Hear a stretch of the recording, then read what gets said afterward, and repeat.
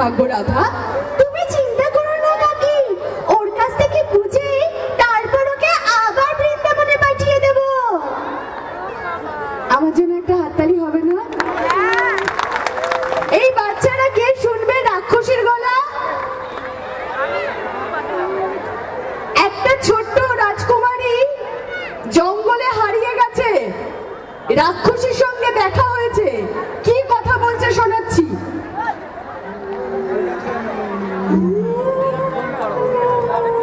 একটু পরেই অন্ধকার নেমে আসবে, জঙ্গলের মধ্যে পথ খুঁজে পাওয়া যাচ্ছে না, কেউ কি নেই যে আমাকে পথ দেখাবে? কেউ আছো? জঙ্গলে কেউ আছো যে আমাকে রাজপ্রাসাদে পৌঁছে দিতে পারবে? কেউ আছো?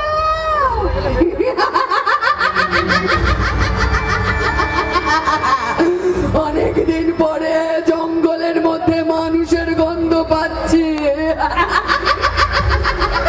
মানুষের রক্ত চুষে চুষে খাবো আর হাড়গুলোকে কড়মড় কড়মড় করে চিবিয়ে চিবিয়ে খাবো। তুমি আমাকে খেও না, আমি তোমাকে ভালোবাসবো। চুপ কর, রাক্ষসীকে কেউ ভালোবাসে না।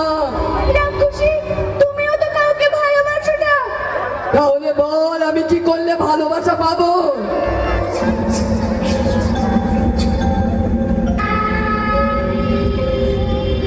তুমি জানো কি 107 নম্বর ওয়ার্ডের লিপিকাদের নারকেল বাগানের মাঠে একটা অনুষ্ঠান করছে, সেখানে নচিকেতাদা এক্ষুনি গান শুনিয়ে গেলেন আর কেশবদা গান শোনাতে আসবে।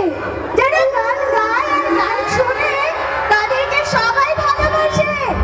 তুমি জঙ্গল থেকে চলে এসো নারকেল বাগানের মাঠে, গান শোনার পর দেখবে সবাই তোমাকে ভালোবাসছে।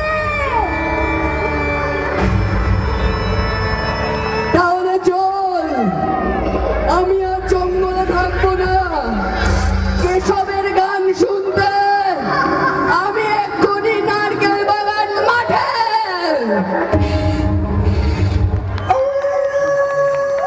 আমরা সবাই